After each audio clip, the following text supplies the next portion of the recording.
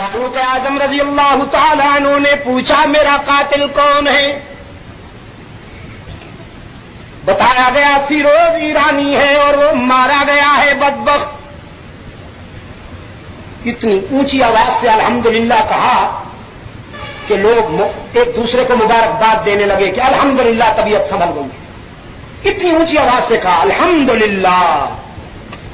آرزو تھی کسی اسلام دشمن کے ہاتھوں سے مارا جاؤں، شہید بن کر اس دنیا سے روانہ ہوں۔ الحمدللہ کہ ایک اسلام کے دشمن کے ہاتھوں سے مارا گیا ہوں۔ اے اللہ اپنے راستے میں شہادت عطا کر اور اپنے محبوب کے شہر میں موت عطا فرما۔ اللہ نے دونوں آرزویں پوری کر دی، شہادت بھی عطا کی، موت بھی مدینہ طیبہ میں عطا کی۔ اب تیسری شہادت رب العالمین نے اپنی طرف سے عطا کر دی کہ سنایا بھی نبوت و صداقت کے قدموں میں۔ اپنے بیٹے عبداللہ کو بھیجا کہ جاؤ، میری ماں اس امت کی مادر محترمہ سیدہ عائشہ صدیقہ رضی اللہ تعالیٰ عنہا سے کہو عمر کی خواہش ہے کہ وہ اپنے آقا کے قدموں میں سو جائے، لیکن وہ چونکہ آپ کا حجرہ ہے، یہ رسول اکرم کا جو روضہ ہے در حقیقت سیدہ عائشہ کا حجرہ ہے۔ اللہ اکبر، سیدہ عائشہ کا بھی کیا مقام ہے۔ میں کہا کرتا ہوں عزیز نوجوانوں، ہو سکے تو تم بھی کہا کرو۔ صدیقہ کائنات ازواج مطہرات کے حلقے میں بیٹھ کر کبھی کبھی فرماتی تھی اللہ نے میری کتاب زندگی میں کچھ خوبیاں ایسی دی ہیں جنت کی حوریں بھی مقابلہ نہیں کر سکتی۔ فرماتی تھی میری اس دواجی رفاقت کا فیصلہ عرش بری پہ ہوا، میرا دولہا اللہ نے منتخب کیا۔ باپ اپنی بیٹیوں کے لیے رفیق زندگی چنتے ہیں، عائشہ نے کہا یہ میری خوش قسمتی ہے کہ میرا دولہا میرے اللہ نے منتخب فرمایا۔ فرمایا یہ عزت بھی اللہ نے مجھے عطا کی کہ میرے بستر پہ قرآن نازل ہوا۔ کئی مرتبہ روح الامین کی زیارت کی اور کئی بار اللہ کے سلام آئے۔ حضرت روح الامین نے رحمت عالم سے کہا محمد عائشہ سے کہہ دو کہ خدا سلام کہتا ہے، اور فرمایا یہ سعادت بھی اللہ نے مجھے عطا کی کہ میرا حجرہ رحمت للعالمین کی دائمی آرام گاہ بن گیا۔ اور جب منافقین نے مجھ پر الزام لگایا، میرے خلاف زبان درازی کی مہم چلائی، تو اللہ میرا وکیل صفائی بن گیا۔ میں کہا کرتا ہوں تیری پاکیزگی پر نطق فطرت نے شہادت دی، تیری پاکیزگی پر نطق فطرت نے شہادت دی، تجھے عظمت عطا کی عافیت بخشی فضیلت دی، خدائے لم یزل کا بارہا تجھ پر سلام آیا، مبارک ہے وہ لب جن پر ادب سے تیرا نام آیا، اور رسول اللہ نے رکھا ہے صدیقہ لقب تیرا، فقط فرشی نہیں عرشی بھی کرتے ہیں ادب تیرا، شرف تیرے دوپٹے نے یہ جنگ بدر میں پایا، اسے پرچم بنا کر رحمت عالم نے لہرایا،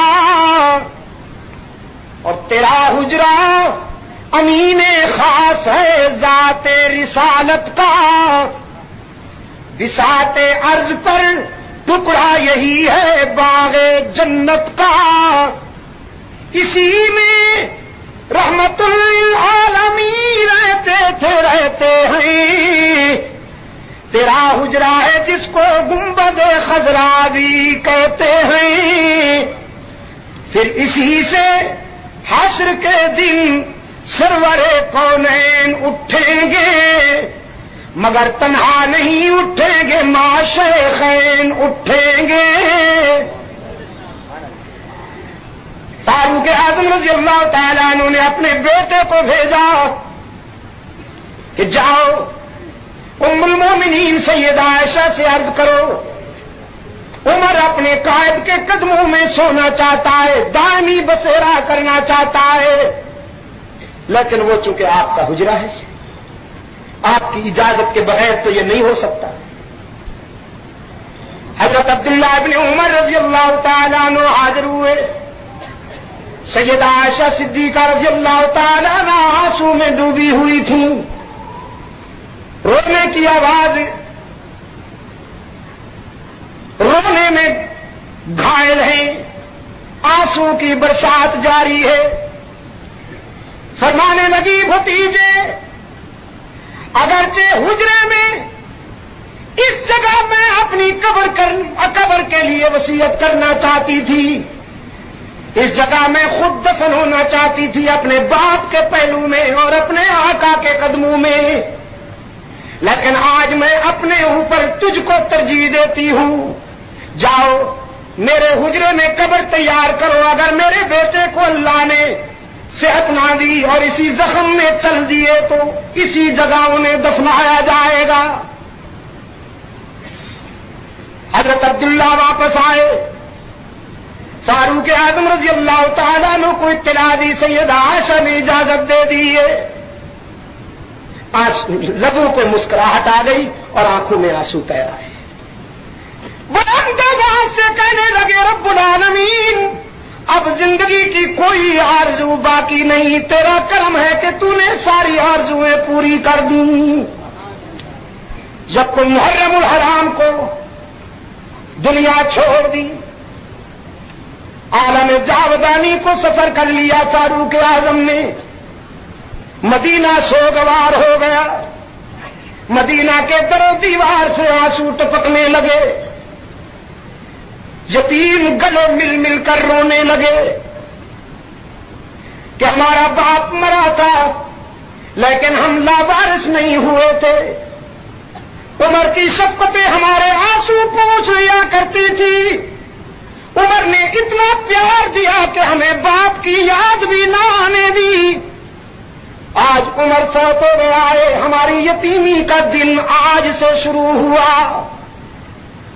مدینہ کی بیوائیں ایک دوسرے کو گلے لگا لگا کر رو رہی تھیں کہ جب ہمارا سہاگ لٹا، جب ہمارا شوہر شہید ہوا یا مر گیا، ہمیں بیوگی کا احساس آج تک نہیں ہوا تھا۔ رات کے اندھیرے میں عمر ہمارے گھر میں پانی کے برتن بھر جایا کرتا تھا، رات کے اندھیرے میں عمر ہمارے گھر میں غلے کے ذخیرے پر ڈالا کرتا تھا، بوریاں ڈال جایا کرتا تھا، ہمیں احساس تک نہیں ہونے دیا کرتا تھا کہ ندامت نہ ہو، لیکن آج کے بعد ہماری بیوگی کا آغاز ہوا۔ سیدنا علی المرتضیٰ رضی اللہ تعالیٰ عنہ نے اپنے برادر فاروق اعظم کو اپنے بھائی صدیق اکبر کے اور اپنے آقا رحمت للعالمین کے قدموں میں سلا کر منہا خلقناکم وفیہا نعیدکم کے تقاضے پورے کر دیے۔ آج ہم فاروق اعظم کی یاد میں جمع ہیں لیکن ماتم نہیں کر رہے، اس لیے کہ ہمارا عمر کامیاب گیا ہے اس دنیا سے، عثمان ذوالنورین بھی کامیاب گئے، علی المرتضیٰ بھی کامیاب گئے، طلحہ و زبیر بھی کامیاب گئے، اور شہید کربلا حضرت حسین رضی اللہ تعالی عنہ بھی کامیاب گئے۔ تو جو کامیاب ہو جائیں ان کا ماتم نہیں ہوا کرتا۔